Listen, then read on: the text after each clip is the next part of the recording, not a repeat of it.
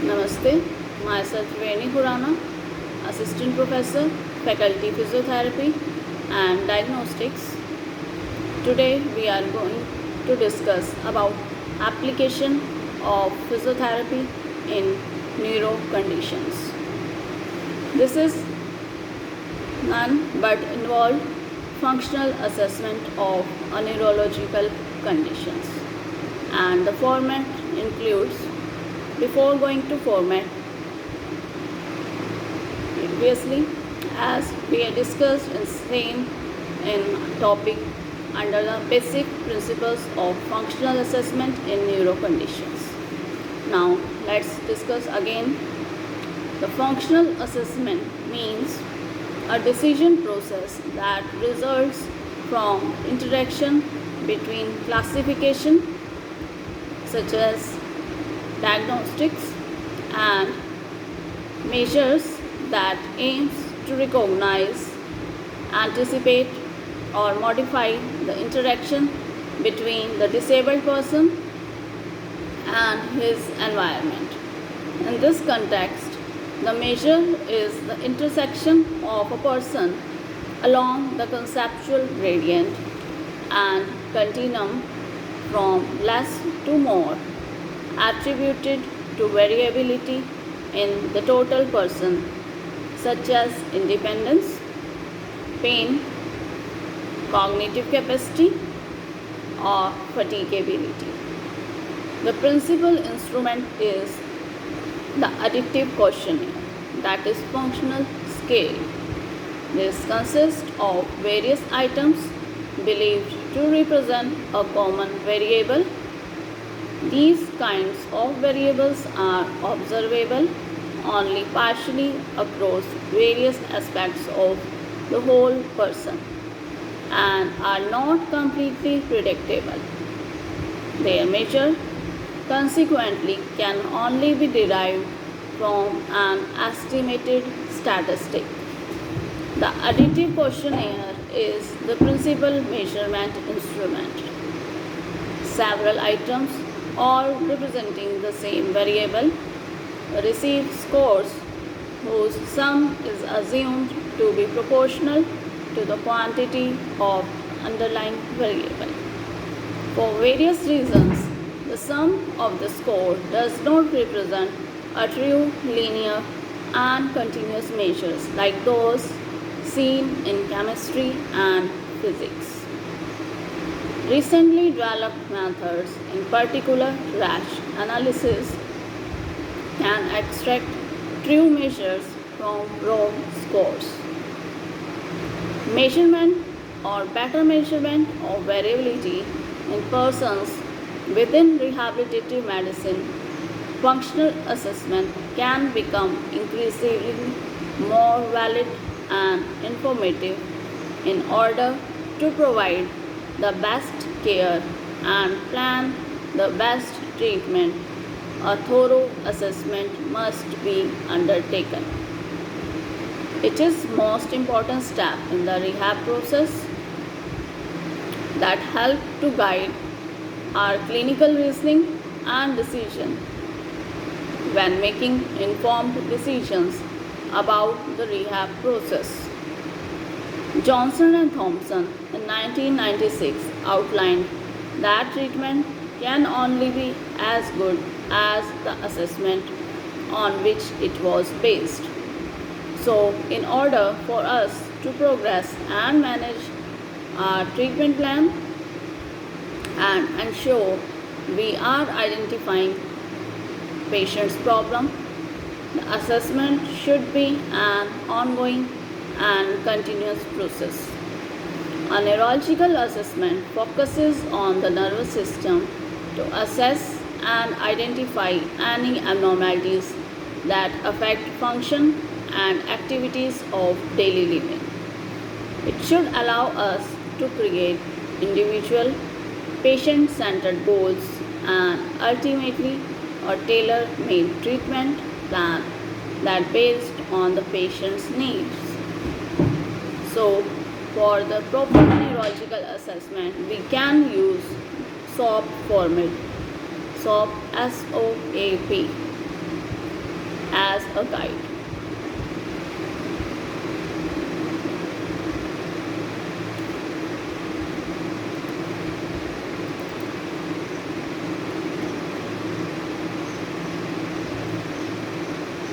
Let's look about a systematic flow for the assessment of neurological patient, under which first is subjective assessment.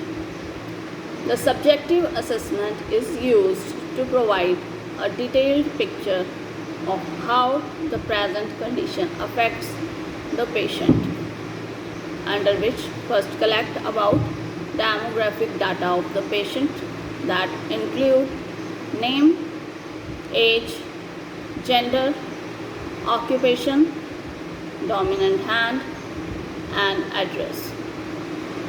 Next, chief complaint.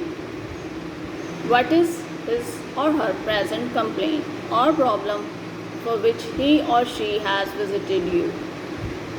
Next, history of present condition that include progression of the condition, date of onset of signs and symptoms, medical management, medical observations, other management, previous therapy, results of specific investigations such as X-rays, CT scans, and blood tests. Next, past medical history includes comorbidities and other non-related conditions, special equipment, technology dependency, previous surgery, medication history, history of any allergies, personal history include marital status and occupation.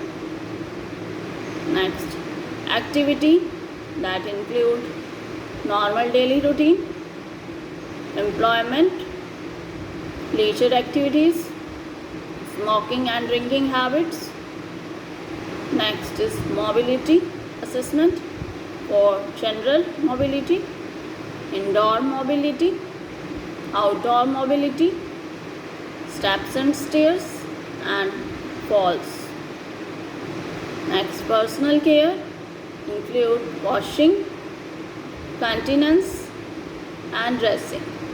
Other assessment for vision, hearing, swallowing, fatigue, pain, perception of main concern or perception of on problems, expectation of treatment. Next is family history, involves total number of family members, his or her primary caretaker. Next is socioeconomic history, includes family income source, relationship with community people, social situation, family support, accommodation, social service support. Now, subjective assessment is complete. Now, what consists of objective assessment? First is on observation, under which we have to assess build, gait, pattern of movement, mode of ventilation, pattern of respiration, type of respiration, edema, muscle wasting, pressure source, deformity, wounds, external appliances, involuntary movement, for tremor, clonus, chorea, and associated reactions. Next, posture and balance, 4. Alignment and attitude of limb, neglect, sitting balance, standing balance. Next, vital signs. Vital signs include respiratory rate, temperature, pulse rate, blood pressure, oxygen saturation. Now, on observation is complete. Now, assessment includes on examination, under which first assess for patient's higher mental function, that involves level of consciousness. It is assessed by, or level of consciousness is assessed by Glasgow Coma Scale. Other than level of consciousness, communication is also assessed under higher mental function, which includes aphasia of Broca's type, Wernicke's type, or global aphasia. Next, cognition assessment for orientation, person, place and time, for calculation, registration, attention, proverb interpretation, memory, include immediate memory, recent memory, remote memory, verbal and visual. Next, language and visuospatial proficiency. There are various outcome tools via which we can address his or her cognitive status, incorporating various components. And these outcome tools are, example, mini mental status examination, mini-cog, and Montreal cognitive assessment. Next is perception assessment for body scheme, body imaging, neglect, agnosia, apraxia. There are some common tools to assess perceptual problems, and these tools are star cancellation test, line bisection test, and clock drawing test. Next, assessment is for cranial nerve examination. Next, sensory examination. First, superficial sensation for pain, temperature, touch and pressure. Deep sensation assessment for movement sense, position sense and vibration sense. Next, cortical sensation assessment for tactile localization, 2-point discrimination, stereognosis, barognosis, graphesthesia, texture recognition, double simultaneous stimulation. Now moving towards motor examination, under which tone assessment for decreased or flaccid tone, increased tone results spasticity of clasp knife, or rigidity maybe of cogwheel or lid pipe. There are outcome tools to assess tone is modified Ashworth scale, which is most commonly used. Other than modified Ashworth scale, there is also a Tardieu scale to assess tone. Other than tone, assess for range of motion,